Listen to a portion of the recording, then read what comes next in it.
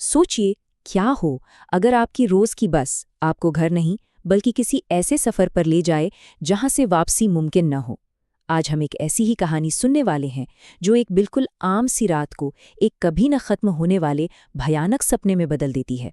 चलिए, इस भुताहा बस में सवार होते हैं। जरा सोच कर देखिए, ऑफिस से देर हो गई है, आप थके हुए हैं और बस घर पहुंचना चाहते हैं। भागकर आप रात की आखिरी बस पकड़ लेते हैं। लेकिन क्या हो अगर वो बस आपको घर नहीं बल्कि कहीं और, किसी दूसरी ही दुनिया में ले जा रही हो। तो कहानी शुरू होती है एक आम से नौजवान तुषार के साथ और एक बिल्कुल आम सी बारिश की रात में। पर कहते हैं ना, कभी-कभी सबसे गहरा डर इसी सादगी में छिपा होता है। ऑफिस से निकलने में काफी देर हो चुकी थी और बाहर बारिश भी तेज थी। तुषार ने भागम भाग की और बस गनीमत थी कि उसे रात की आखिरी बस मिल गई। अंदर आते ही उसने राहत की सांस ली। चलो, अब बस घर पहुंचना है। बस अंदर से एकदम खाली थी, बिल्कुल सन्नाटा। वो अपनी रोज वाली कोने की सीट पर जाकर बैठ गया।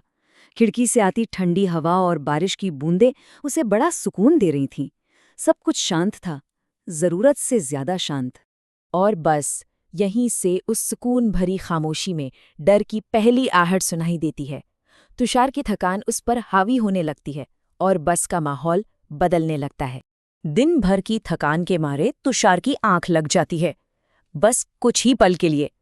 मुश्किल से 2 मिनट हुए होंगे जब उसकी आंख खुलती है तो जो वो देखता है उससे उसके होश उड़ जाते हैं।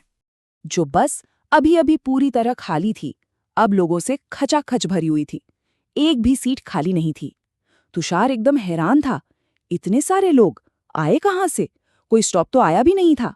उसने सोचा शायद थकान की वजह से कोई वहम होगा और ये सोचकर उसने फिर आंखें बंद कर लीं। लेकिन जब उसकी आंख दोबारा खुलती है तो बस फिर से वीरान थी, पूरी तरह खाली। ये लोग आखिर गए कहाँ?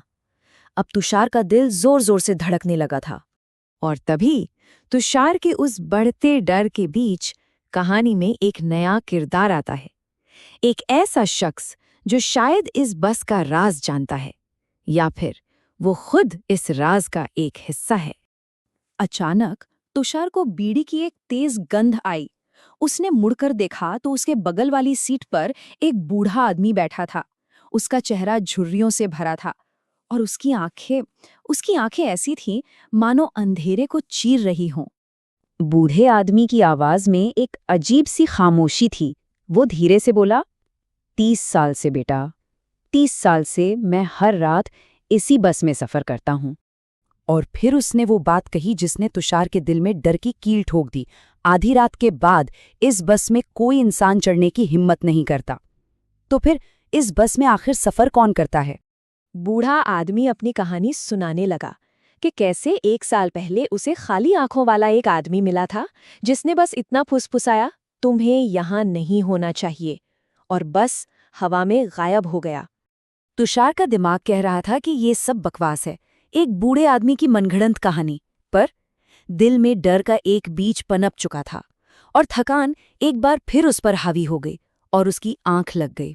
तुषार की अगली नींद एक ऐसे भयानक सच के साथ टूटने वाली थी कि अब खतरा सिर्फ महसूस नहीं होगा बल्कि ठीक उसकी आंखों के सामने होगा। सिर्फ 5 मिनट बाद तुषार की आंख खुलती है। बस में मौत जैसा सन्नाटा पसरा था और वो बूढ़ा आदमी, वो गायब हो चुका था। न बीड़ी की गंध, न उसकी आवाज, कुछ भी नहीं।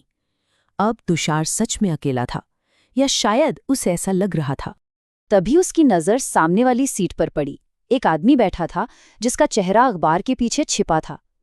रात के 1 बजे इस वीरान बस में भला अखबार कौन पढ़ता है? कुछ तो बहुत गलत था।